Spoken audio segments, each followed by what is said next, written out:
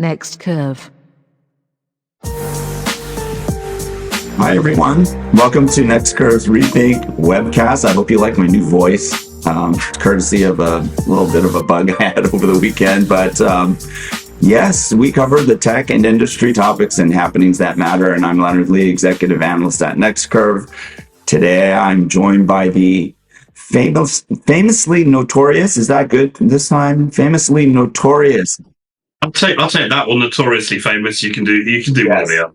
But I don't know, maybe that's like overloading it. I mean, usually notorious people are pretty famous, right? So, my own apologies for the reflections in my glasses. Sorry, I'm not wearing contacts today, and I realised that my screens in front of me are giving me a slightly distracting look with the way I've got the camera set up. So yeah, well, everyone can read the teleprompter notes that you have running in front of your face. But anyways, yes, this is Dean Bubley of Disruptive Analysis. How's it going, my friend? It's been a while. it has been, yeah, pretty good. Been to a lot of events recently, a few other bits of travel, some more coming up over the next few weeks. Some interesting things. Just doing my first conference in Asia for a while in November, which I'm looking forward to. Oh, wonderful. Yeah, it's nice to cruise on over there. But welcome, Dean. And in this episode, everybody, and I'm talking to everybody, not you at the moment, Dean, we will be talking about resetting 6G. And before we get started, remember to like, share, and comment on this episode and subscribe to the Rethink podcast here on YouTube and on Buzzsprout. Take us on the road and on your jog and on your favorite, listen to us on your favorite podcast platform. And with that, Dean, you're stirring up trouble. What's this I hear about resetting 6G? What's wrong with 6G? Well, what's wrong with 6G? Okay, so I've been following the evolution of 6G pretty much since the discussions kicked off halfway through discussions about 5G. We were already talking about the next thing, and I'll be honest. I mean, I've been slightly concerned about the directions of some of what I've heard discussed. Yeah. It just seems to be that we haven't learned the lessons from 5G of what went well, what didn't go well, what we overpromised, what we underdelivered, what took time, who was involved in the conversation, what the objectives were, the predictions. And so together with a couple of others, you may be familiar with William Webb, or Professor William Webb, who writes a lot of books on wireless technologies, and Jeff Hollingworth, who's had various roles, but currently works with Rakuten, but this is on his own time. We put together this sort of, the three of us, we've been noodling on it for some months as to sort of, how do we help the industry help itself? I mean, you read my stuff, we meet, and part of my role seems to be to pointing out the elephant in the room. And I think there's a whole herd of them in the 6G room at the moment.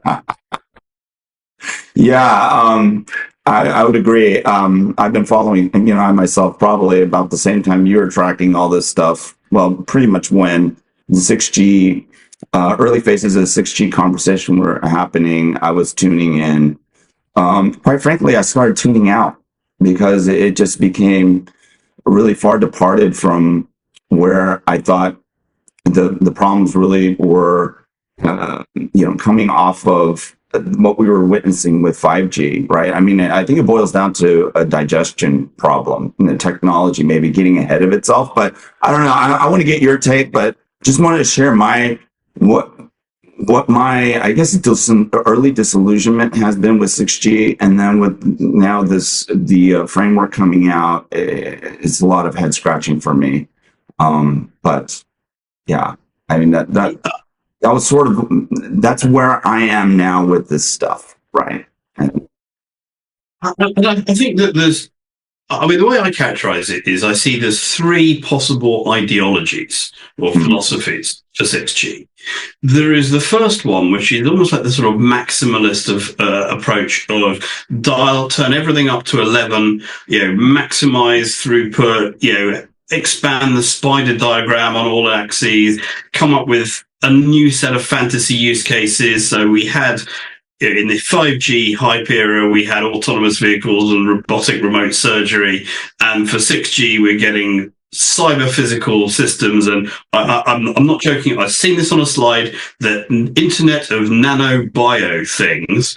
Obviously, lots of immersive this and metaverse the other. You can date some of the 6G hype to sort of alignment with the metaverse cycle. I've seen people talk about terahertz spectrum and can we make it work underwater and all sorts of things, which are nothing really to do with the mission of what ultimately is a mobile technology.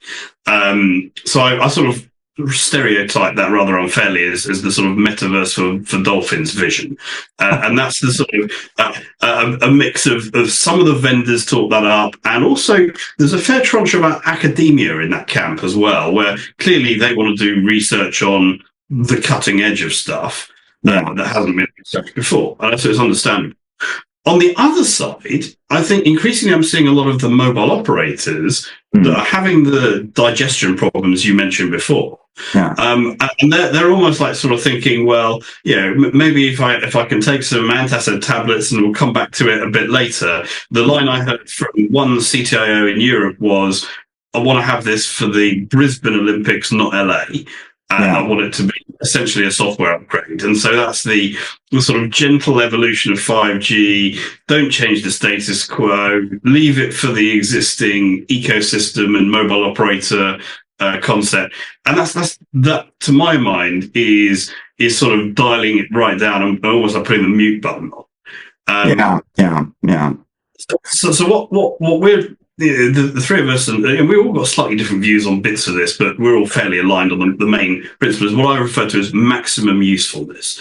And actually go out to, whether it's to essentially ask customers, the users, but also governments, other stakeholders like enterprises, what problems should 6G be fixing? What are the things that 5G hasn't done? What do we want to have improved in the future? And so it's things like better coverage, whether that's in rural areas or indoors at decent cost on day one, not as an afterthought. A lot of other things. So 5G, the indoor 5G is being focused on now, but that's 10 years too late. For rural, that might mean satellite or high altitude platforms. It might be more use of network and infrastructure sharing to change the economics. It should also be lower energy, not some spurious metric like energy per bit, but actually lower absolute energy use. Ideally affordable for developing world if we're serious about the sort of connecting the unconnected.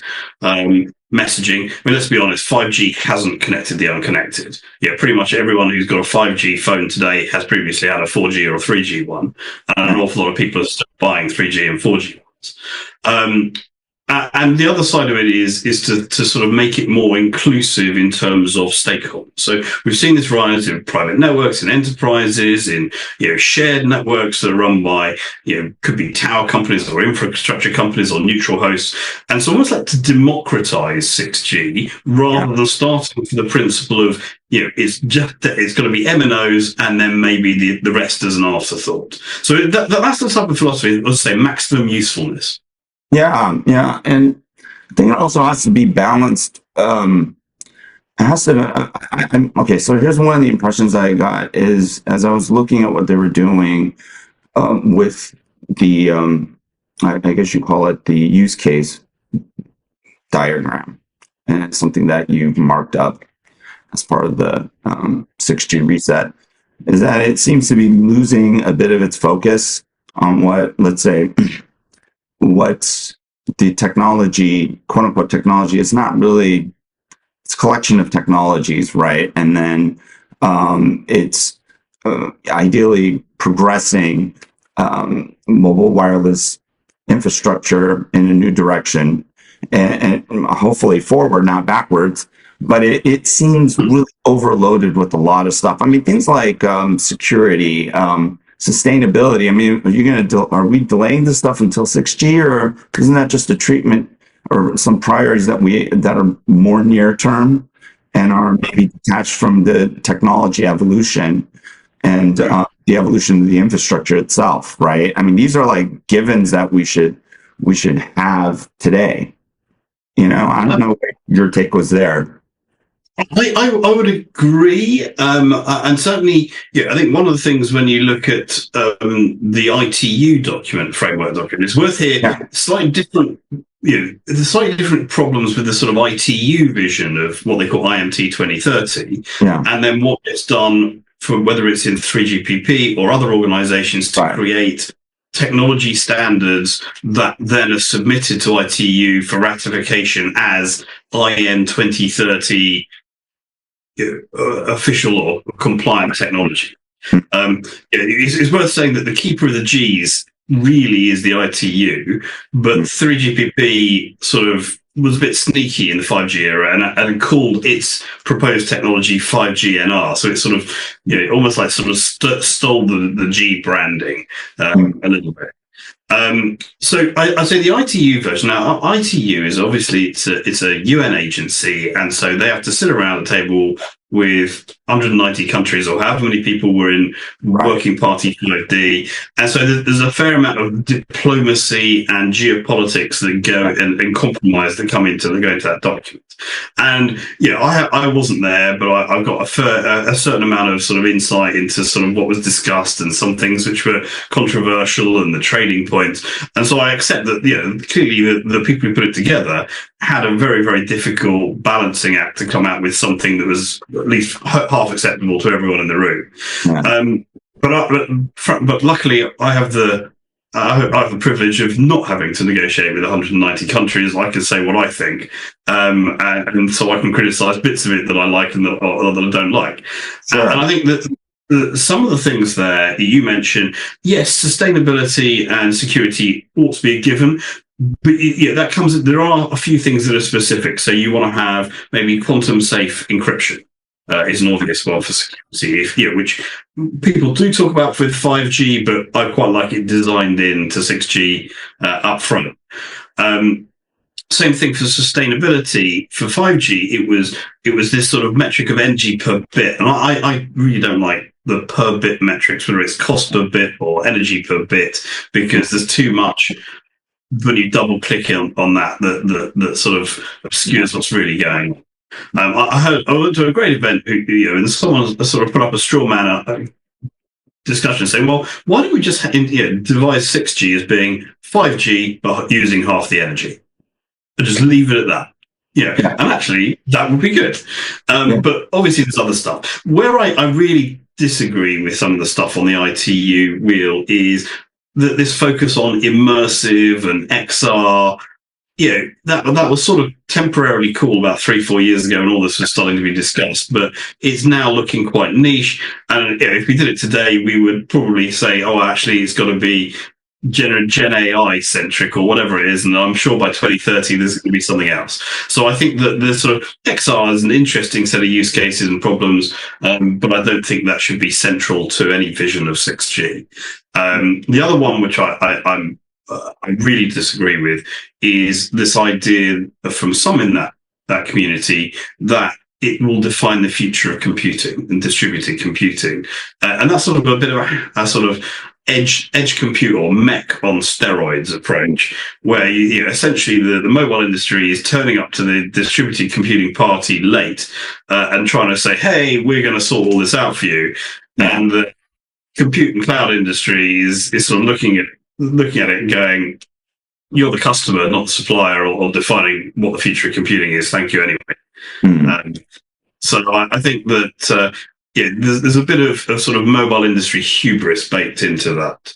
I say I'm sure people can take issues with individual things I pointed out, but I just thought that as a starting point, we've got this diagram. If people haven't seen it, if you can get it in the ITU. I have it up. So just speak to it. So you've gone and you've labeled each of the elements of this wheel of the real world, as they call it. Or is that what you call it? What I've called it. It's what I've got. Reset. He's basically saying, I've essentially graded the various bits on that. And ideally, there's a big document behind it, and I go through it line by line and critique it. But this is a first pass. And I've just sort of categorized it into sort of, if you like, refine, review, and reset, or sort of green, yellow, and red. We all know what that means. And it's a starting point. It's there for discussion. And if what I would say is that the whole premise behind 6G reset is it's the sort of evolving and almost like sort of it's the minimum viable organization, and it will evolve over time. It's very much taking some of the sort of software type thinking of let's put something out there, test it against everyone, and refine and iterate as necessary, rather than trying to find everything in one goal and then realize you got it wrong later on. And so it's an initiative, but it's a fluid thing. And this was a stake in the ground, and I'm quite happy to go into various aspects and revise over time. Yeah, no, it's good stuff. I mean, I might disagree with a few of these things. It seems like, Dean, you're picking on some of my research. Which is maybe cool. I think maybe some folks might take on the opportunity to have you and I on stage and battling it out on some of these things. I think it would make for great pay-per-view entertainment.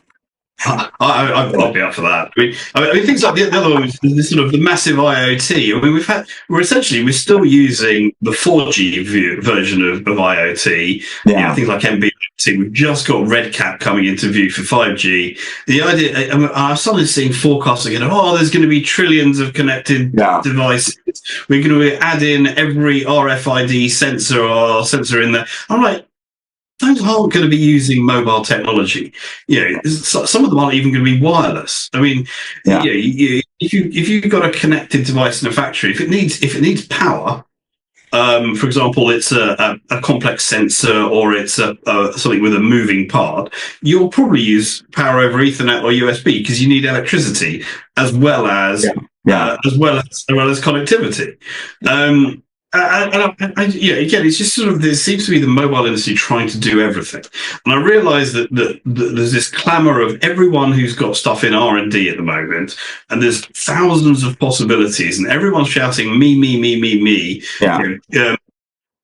Put my thing in the standard for obvious reasons. And we're going to have to funnel it down. But I would probably say that the funnel needs to be a bit sharper. Yeah, I agree with you. And I think at the moment, when I look at this diagram, this wheel, the IMT 2030 6G wheel, it's too complex. It's too much for folks to digest. And it just, I don't think it helps to do exactly what you're talking about, sharpen the conversation. And I think, definitely prioritization is going to be an important next step. And I think just driving things from the operator. Like everyone on their robot dog has had some input into this, and sort of as so. Can we add in high altitude platforms in the stratosphere? Well, yes, I think that's interesting and useful. It could play a role, but you don't necessarily need it in the main 6G standard. The same way, luckily on this, it hasn't got the underwater communications, but there's a few specialist use cases, but you don't put that in. It's in the main standard. By all means, add it on afterwards. But even then, now this is ITU. If I look at what 3GPP has done, I've literally this afternoon gone through 5G advanced or various versions of 5G and looked at all the new stuff in there. Yeah. All of the things aimed at particular use cases or verticals. So there's various things for drones, for V2X, for device to device, for different sorts of IoT, for time sensitive networking, for obviously we know satellite, all these things. How many actually have been commercialized? And it looks like 3GPP just churns out endless specifications in each iteration of the standards, and almost none of them actually seem to see the real world. Right. I mean, I think it goes back to the digestion issue, right? I think one of the things that you've mentioned, everyone's talking about right now, is there's a few operators who have made the transition to 5G standalone, right? Most operators are still technically on 4G, right? And so a lot of these features are in the pipeline. I mean, the good news, I guess, is that the technologies are there. They're waiting. It's just that the operators are much slower in taking up these technologies and, like what, as you say, commercializing them and getting any kind of ROI to have them come back to the well to take on the next release, right? I mean, it's really challenging. I mean, the other thing is that you don't just have to go to standalone. You have to make sure it's available everywhere to everyone most of the time. And so if you think about that, is how do you get 5G standalone working? Yeah, and I use this example. Someone with a virtual reality or an engineer with an augmented reality headset fixing an elevator inside a concrete lift shaft, right? Yeah, I'm pretty sure that's not going to be using real-time 5G AR to the outside world and server if you're inside the core of a building in the lift shaft. Yeah. That's an extreme example, but it could be your autonomous vehicle in an underground car park. It could be the mine. It could be agriculture in a remote area. It could be someone monitoring the maintenance for a power line going over a mountain range. There's not going to be public 5G SA with good performance in those areas. So then you think, well, where can I rely on that? And it maybe you'll get specific places. It could be a sports stadium, maybe the sort of main urban core, the sort of square mile or kilometre of the business district. But that is very constrained. Or it could be an enterprise if they build a private 5G network. But yeah, those are quite constrained.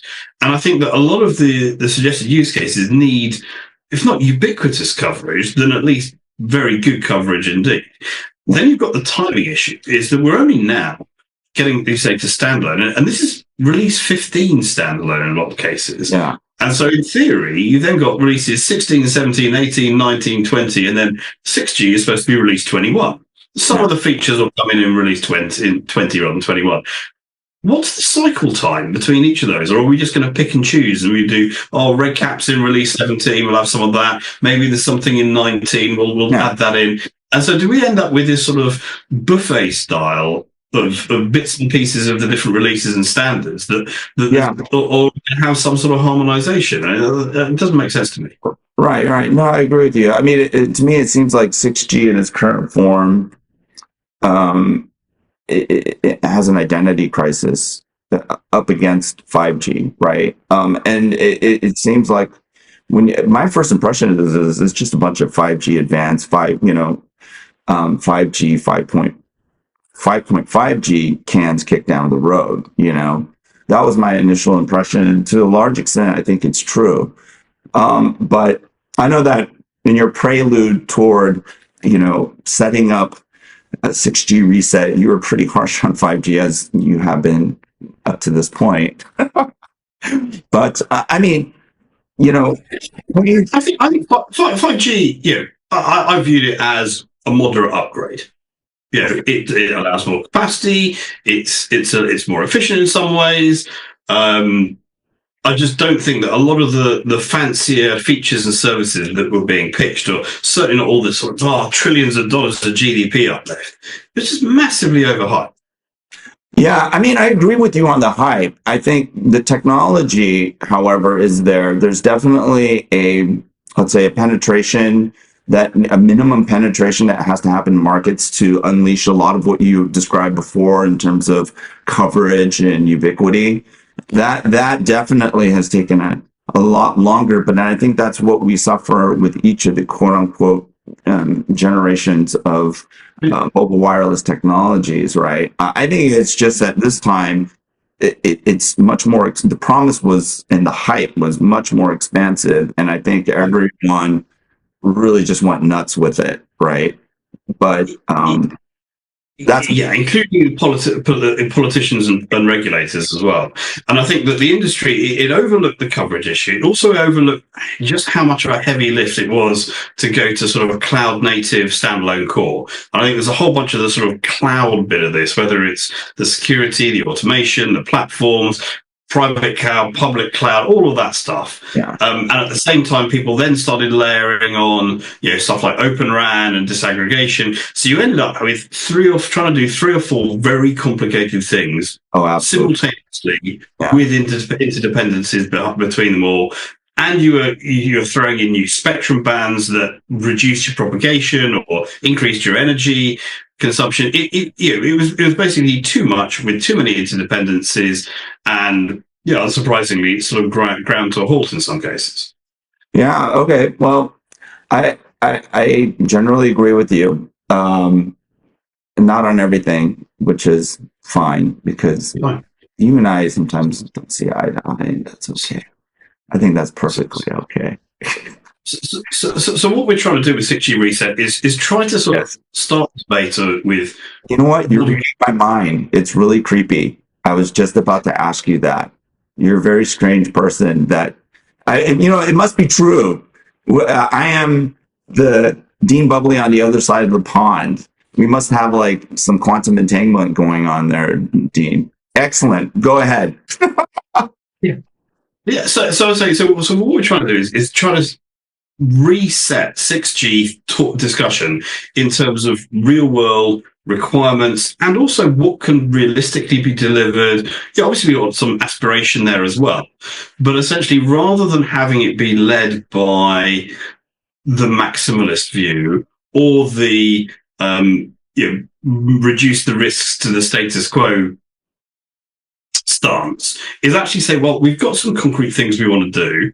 How do we start from, radical idea, start with the customer.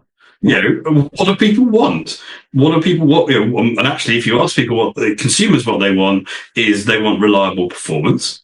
If you ask enterprises what they want, it's more control, it's more visibility, it's getting stuff done quickly. Because a lot of things, one of the reasons that private networks have taken off is because the public network versions of everything has come with a 5-year timeline. Mm-hmm. Or longer, and then having to pay extra for the privilege.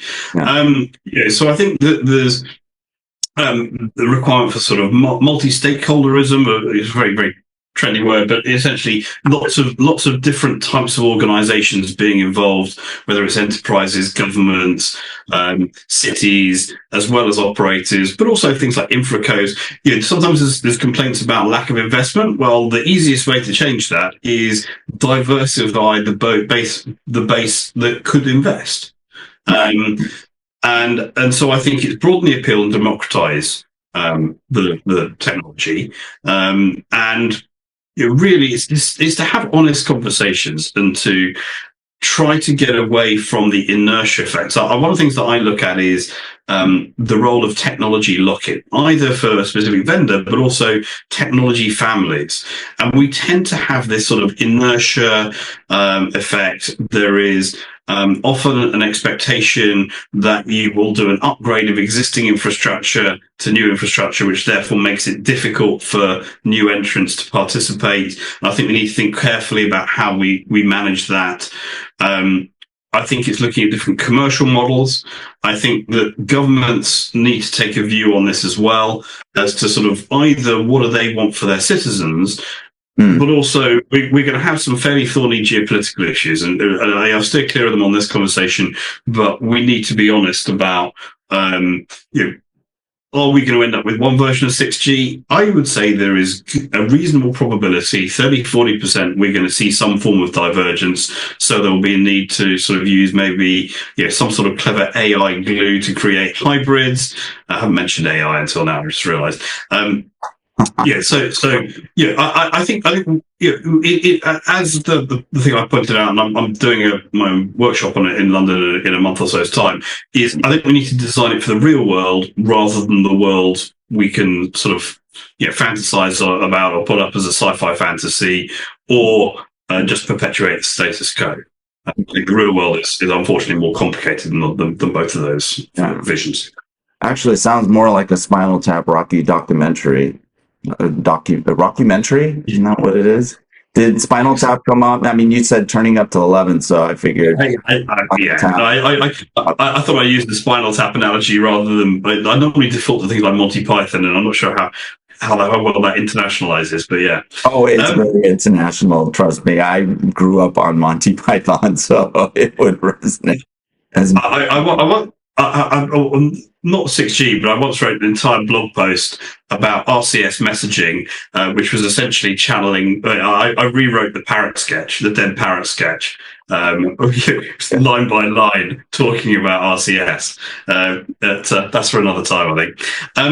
So what we've done is at the moment it's not like an organisation or a membership, and we don't have any funds or sponsors or paid membership. There's on LinkedIn, if you look at 6G Reset, there is both a sort of a company page or organisation page, which is the way LinkedIn runs itself, but we also have a discussion group, which is apply for an invitation, and we do police who's involved in that. We're trying to keep it sort of under Chatham House rules, but inevitably, we have to recognise that once you get to a large enough number of people, people will start sharing information. But if there's to be non-corporate and to have honest discussions about what can we do, how can we take the sort of philosophy of anchoring all this stuff in the real world out into our organizations and events, and it's something that essentially it's sort of decentralized pragmatism, I guess. Decentralized pragmatism. I just invented that. I just invented that phrase. So I'm curious. You're my beta test on that. Wonderful. This is awesome to have Dean Bubley inventing things on my podcast. So wonderful. Dean, thank you so much for your time, and thanks for sharing. I'm glad you jumped on and explained yourself. Thanks for inviting me. And if anyone wants to reach out to me, I'll say, if you want to join 6G Reset on LinkedIn or add me as well, and I'm more than happy to discuss with people, publicly or privately.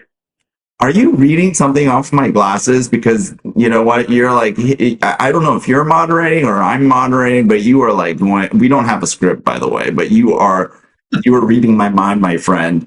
So this is awesome. Wonderful. And so I might occasionally chime in on your 6G Reset community discussions, and hopefully we can together, everyone, set 6G in a better direction. So Dean, thank you so much for being on once again. And, hey, everyone, thanks for tuning in and listening in on Dean Bubley and his thoughts on a 6G reset. Please subscribe to the Next Curve YouTube channel. The easiest thing to do is subscribe to the Next Curve research portal at www.next-curve.com for a constant diet of the tech and industry insights that matter. Dean, thank you. Leonard, thanks.